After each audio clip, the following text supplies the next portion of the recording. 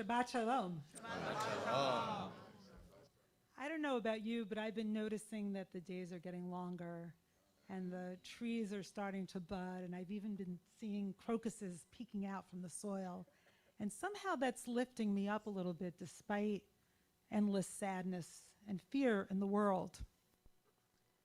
But I didn't come here to talk about the weather. Or maybe I did. If you hang on until the end, you'll find out if I did or if I didn't. What I really want to talk about tonight is God. I've been teaching Torah for a long time, since the 90s, even when I was a rabbinical student. And almost in every single one of my classes, someone complains about God. Right? They get really upset because God in the Torah, I mean, let's face it, gets angry, is punishing. I mean, you remember the flood back in Genesis. You remember what happens after the golden calf, and 3,000 people are killed for that sin. You remember that Moses hit a rock instead of speaking to it, and God said, you can't come into the promised land. So people get really upset in my classes about God. Like, why does God get so angry? And why is God such a punishing God? And I do my best to address my students' questions and their anger and their disappointment. But to be honest, I can't deny it. It's true. God in the Torah has an anger management problem. No doubt. It's an issue that God's beloved prophet Moshe gets in the way of again and again. Maybe after all, a prophet in Judaism is a kind of therapist for God. Moshe effectively says repeatedly, no, God, please don't destroy this people. You don't have to destroy an entire people and start over with me. You can go on with your project, even if your people are disappointing. Go on with this paltry, fledgling nation. Keep your promise, God. Stick to it. Despite your project not turning out as you planned, as you imagined. But the truth is, even though I'm a rabbi, I have not been appointed to be God's defender. Because first of all, God needs no defense, and certainly does not need my defense. And second of all, my feeling, which has gotten stronger over time, is that the God of the Torah, gets a bad rap.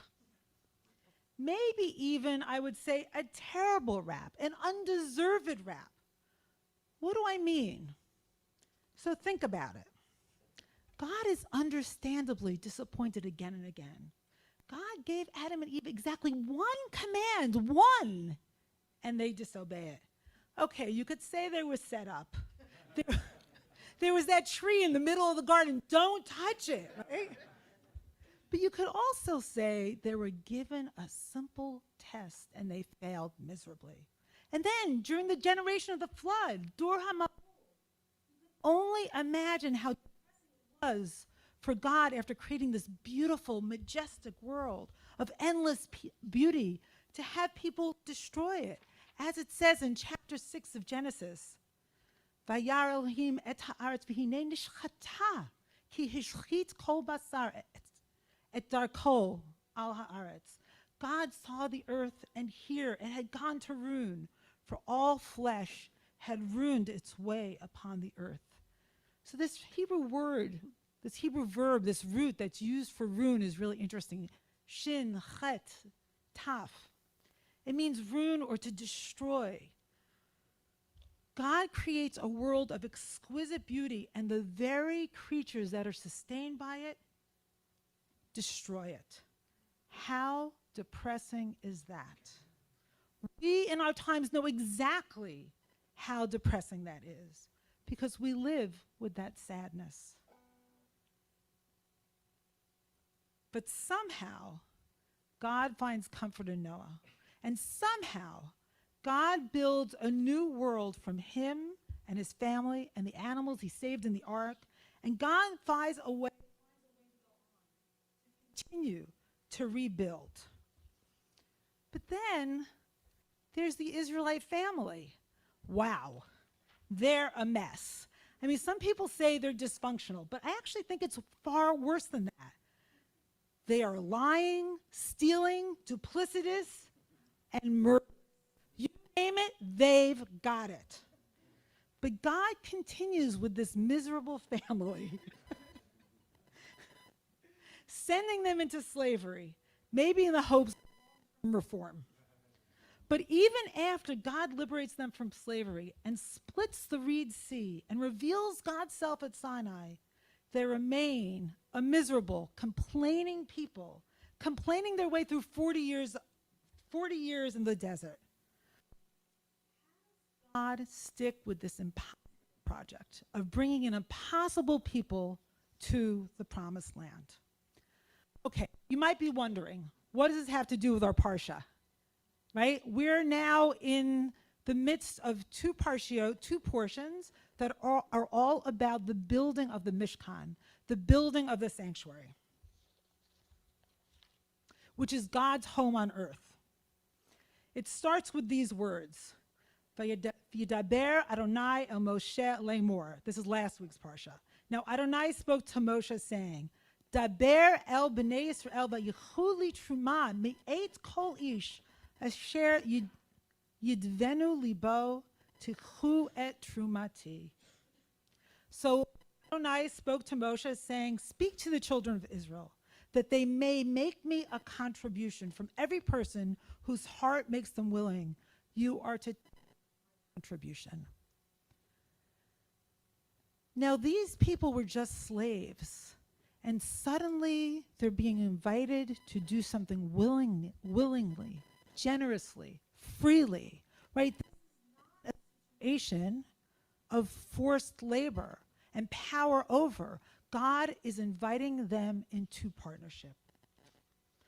A whole new way of being, of human being, begins here, right? Begins with these people invited to build something. Until now, they were only building for their masters. Now they're building so that God, divinity, could live amongst them. And this Parsha starts again with that sense of empowerment, of these former slaves taking action. Tetzaveh et b'nei Yisrael v'yichu alecha shemen zayit zach katit lema'or lahalot ner tamid. Now you oil of olives, clear, beaten for the light, to draw a lamp wick regularly. Again, the verb for taking is used. The people who had nothing, who could give nothing, are now asked to build, contribute. And for what? What is this building project?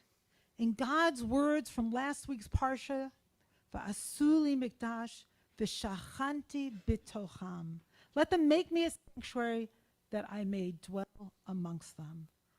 God wants to be close to God's people in their midst, because no matter what they have done, no matter how much they complain, no matter how much they refuse to trust in God and God's promise, they are God's people.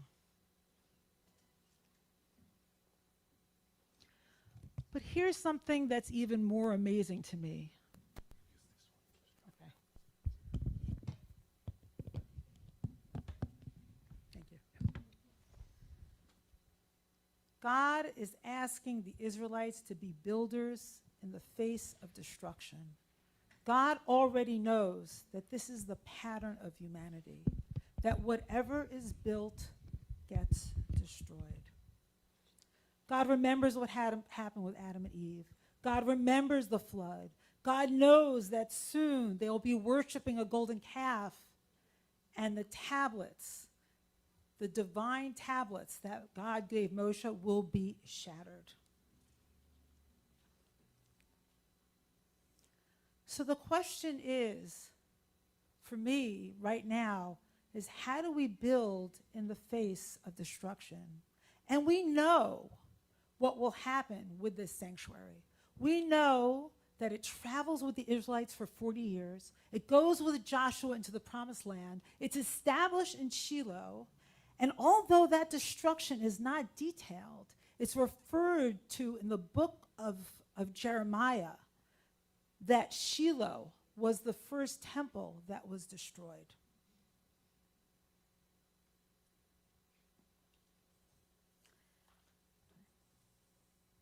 In the days of Eli the prophet, around 11th century BCE. And then another temple was built. Another home for God was built by Solomon in the year 957 BC. And it's destroyed in the year 587 BC. And then another temple is built in the year 515 BCE. And it's destroyed in 70 CE. And yet despite this history of destruction, we have become again and again builders of cultures in foreign lands, and ultimately of a homeland.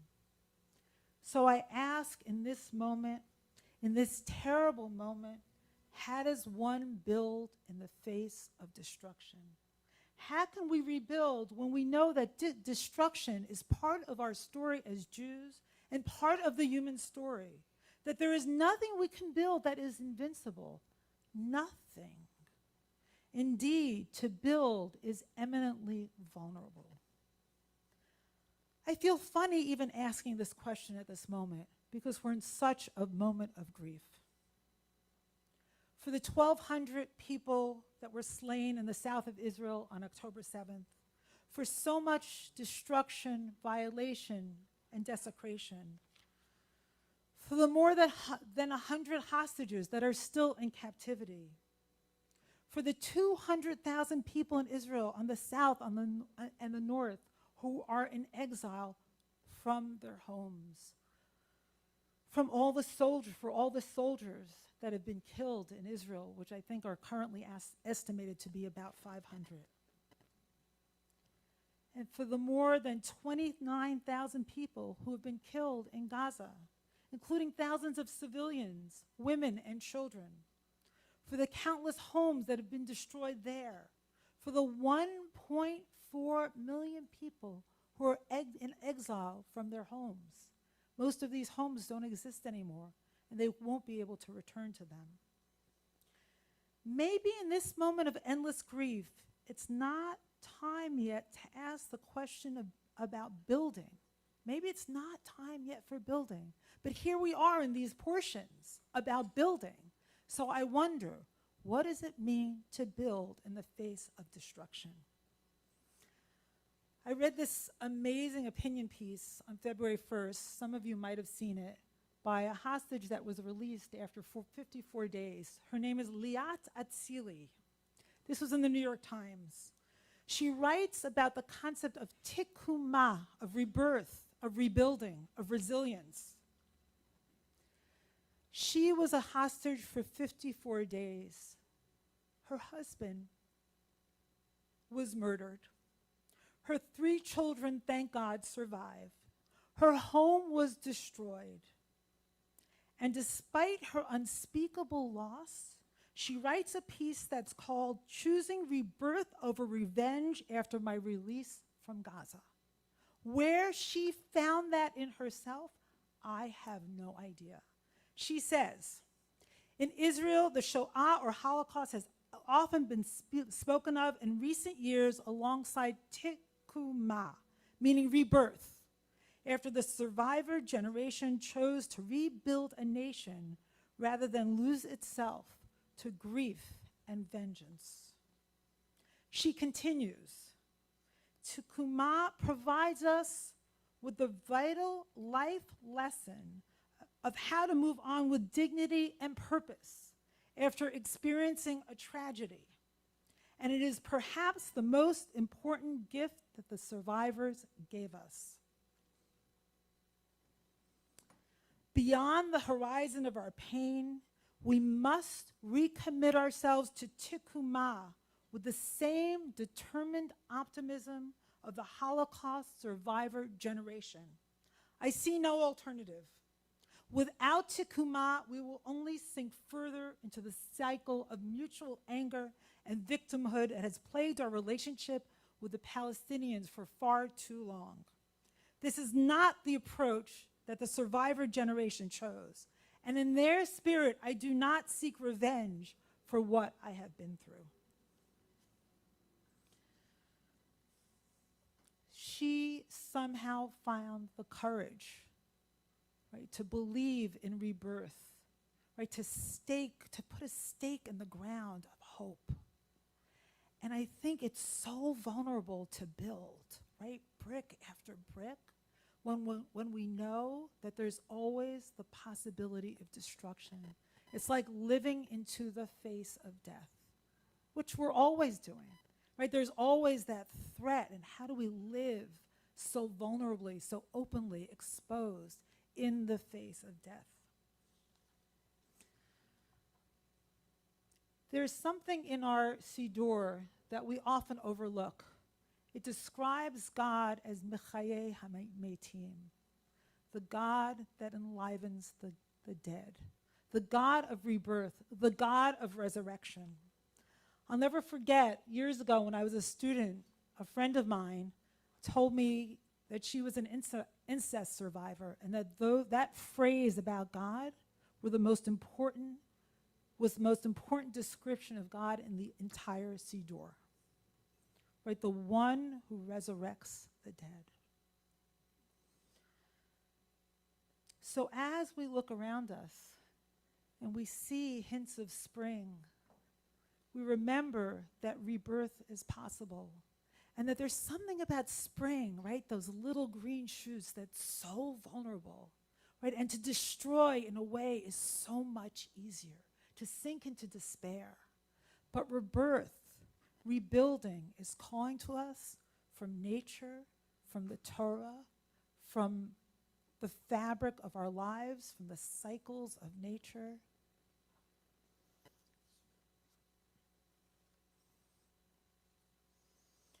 So maybe the sermon, after all, was all about the weather. It was about the fact that spring is coming, and that we can see fledgling, fragile signs of new life that somehow, I don't know how, have the courage to show themselves once again.